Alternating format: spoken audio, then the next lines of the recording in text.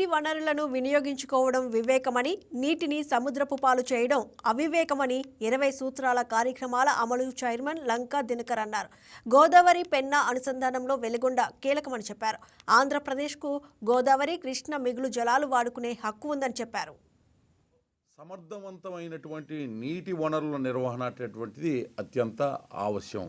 గోదావరి, పెన్నా నదుల అనుసంధానం ఈ యొక్క అంశంలో నల్లమల్ల సాగర్ ఏదైతే వెలుగొండ ప్రాజెక్టు ఉందో చాలా కీలకమైనటువంటిది.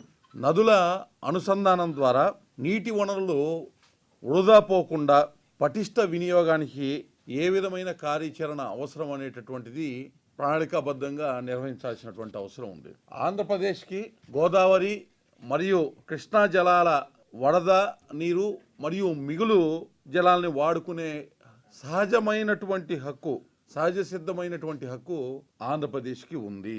గోదావరి, నల్లమల్ల సాగర్ ఏదైతే వెలుగొండ ప్రాజెక్టు ఉందో దానికి అనుసంధానం చేయటం ద్వారా ఫ్లోరైడ్ సమస్య, అట్లాగే తీవ్రమైనటువంటి కరువు ఉన్నటువంటి పశ్చిమ ప్రకాశం జిల్లా, నెల్లూరు జిల్లాలో Udayagiri, Atmakur. Please subscribe to YK TV Network. Please subscribe to YK TV. Please watch YK News.